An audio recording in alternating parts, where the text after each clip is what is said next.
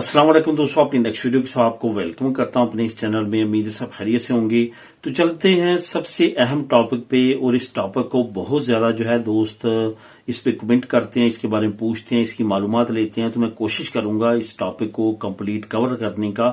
इसमें काफी अहम मालूमात हैं जो बहुत सारी फैमिलीज को, बहुत सारे इंडिविजुअल्स को नहीं पता, तो उस पर बात करेंगे ताकि आप इन प्रोग्राम से, इन स्कीमों से सही तौर पे फायदा उठा सकें। जैसा कि आप जानते हैं कि फैमिली वीजा और वर्क परमिट के बारे में दो डिफरेंट चीजें हैं। फैमिली वीजा वो लोग जो अपनी फैमिलीज को स्पेन में बनवाना चाहते हैं, वो अपनी फैमिली को स्पॉन्सर करते हैं, चाहे उनके पास स्पेन की नेशनैलिटी हो या पीआर हो या 2 साल का कार्ड हो, तो वो अपनी फैमिली को अपने पास बुला सकते हैं स्पेन में। दूसरी तरफ है वर्क परमिट। ये दोनों चीजें जो हैं ये मुख्तलिफ हैं, इसको बिल्कुल आपने मर्ज नहीं करना। अगर स्पेन फैमिली वीजे को 8 महीने लग रहे हैं तो ये कंफर्म नहीं है कि वर्क परमिट को भी 8 महीने लगेंगे, उसको कम ज्यादा लग सकते हैं, और इसी तरह से फैमिली वीजों पे भी कम ज्यादा अरसा लग सकता है। हमेशा चीज याद रखें कि कुछ फैमिलीज ऐसी होती हैं जिनको बहुत इजी और कम वक्त में वीजे मिल जाते हैं, और कुछ फैमिलीज होती हैं जिनको काफी डिले करना पड़ता है और काफी देर बाद उनके वीजे उनको मिलते हैं। ये बिल्कुल भी आप इस पे नहीं जाना आपने कि शायद खुदा न खास्ता आपकी फाइल में कोई मसला है, ऐसा असल में नहीं होता। ये आपके मुख्तलिफ चीजों पे डिपेंडेंट है, यानी कि वो बंदा जिसके पास आपकी फाइल गई है उसकी रफ्तार काम करने की कैसी है, या जिस वक्त आपकी फाइल सबमिट हुई है उस वक्त रश कितना था एम्बेसी में या कॉन्सुलेट में। ये सारी चीजें जो है, इसके अलावा भी काफी फैक्टर होते हैं जो अफेक्ट करते हैं। जो मेन चीजें मैं आप लोगों के साथ यहाँ पे शेयर करना चाहता हूँ, जो खास तौर पे आपके कमेंट्स आते हैं उनकी रोशनी में, सबसे पहले तो मैं ये कवर करूंगा कि इस वक्त सिचुएशन क्या है। इस वक्त ये जहन में रखें कि जो फैमिली वीजा है उसका तकरीबन टाइम पीरियड जो है वो 1.5 साल के करीब पहुंच चुका है, जो कि बतदरीज कम हो रहा है, और अच्छी अच्छी खबरें आना शुरू हो चुकी हैं। जो यहाँ पे स्पेन में कोशिशें की गई हैं वो भी रंग लाना शुरू हो चुकी हैं। नए एम्बेसडर गए हैं वहां पे एम्बेसी में, उनकी तरफ से भी पॉजिटिव चीजें आ रही हैं।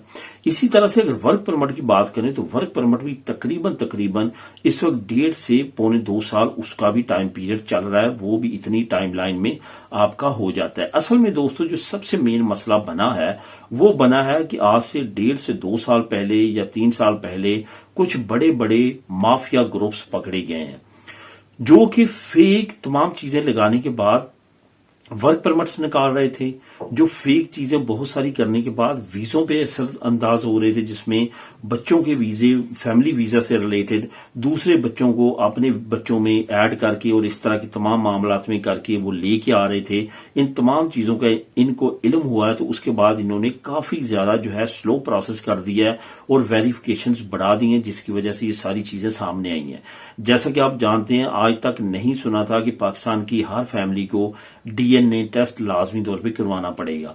पहले क्या होता था, कोई फैमिली ऐसी है जिनके फॉर एग्जांपल 3 बच्चे हैं या 4 बच्चे हैं, तो इनको अगर शक गुजरता था कि ये बच्चों की एज में बहुत कम गैप है, तो ये उन फैमिलीज को कहते थे कि आप डीएनए टेस्ट करवा के दें हमें।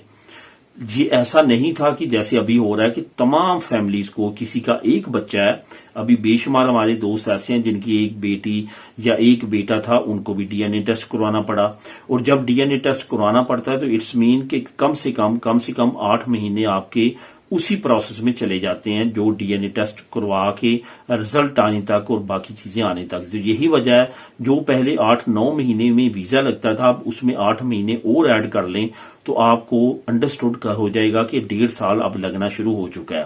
तो ये वजूहात हैं।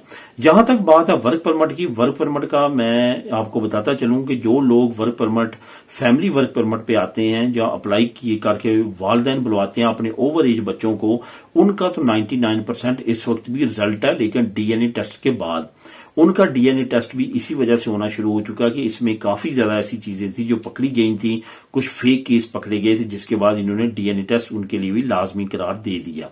उनका जो पहले प्रोसेस था वो तकरीबन 1 साल में सारा प्रोसेस हो जाता था, उनका वीजा लग जाता था और यहां पे आके वो डायरेक्ट पीआर लेते थे। लेकिन अभी सिचुएशन क्या है, अभी उनमें का डीएनए टेस्ट ऐड कर दिया गया और वही सिचुएशन है जो कि फैमिली वीजे वालों की है।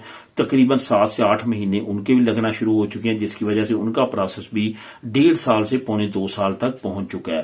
اب یہاں پہ جو سب سے زیادہ اہم چیز جو آپ نے ذہن میں رکھنی ہے وہ یہ رکھنی ہے کہ یہ کبھی بھی نہیں سوچنا کہ آپ کوئی بھی 2 نمبری کریں گے کہ فیک چیز کریں گے تو ان کو علم نہیں ہوگا۔ انہوں نے ڈیلی پتہ نہیں کتنی فائلوں کو چیک کرنا ہوتا ہے، اس پروسیس سے گزرنا ہوتا ہے، ان کی اپنی انٹیلیجنس ہوتی ہے، ان کا تمام پروسیس ہوتا ہے جو تمام چیزوں کو چیک کرتا ہے۔ تو اس وجہ سے یہ کبھی بھی نہیں سوچنا کہ آپ جو بھی کریں گے ان کو علم نہیں ہوگا، بلکہ نہ صرف ہوگا بلکہ آپ کے لیے پرابلم ہوگی، اور اگر یہ آپ کو بین کر دیتے ہیں تو پھر تاحیات آپ ویزا بھی اپلائی نہیں کر سکیں گے، اور آنے والوں کے لیے بھی آپ کافی زیادہ مسئلے مسائل بنائیں گے، جیسے کہ پہلے کچھ لوگوں کی وجہ سے تمام لوگ ابھی پریشان ہیں اور زیادہ ٹائم ان کو لگ رہا ہے۔ تو دوستو یہی تھی آج کی اہم معلومات۔ اس سے ریلیٹڈ اگر آپ کے ذہن میں کوئی کوسچن ہو تو آپ نیچے کمنٹ کر سکتے ہیں۔ ملیں گے نیکسٹ ویڈیو میں نئی اپڈیٹس کے ساتھ۔ اللہ حافظ۔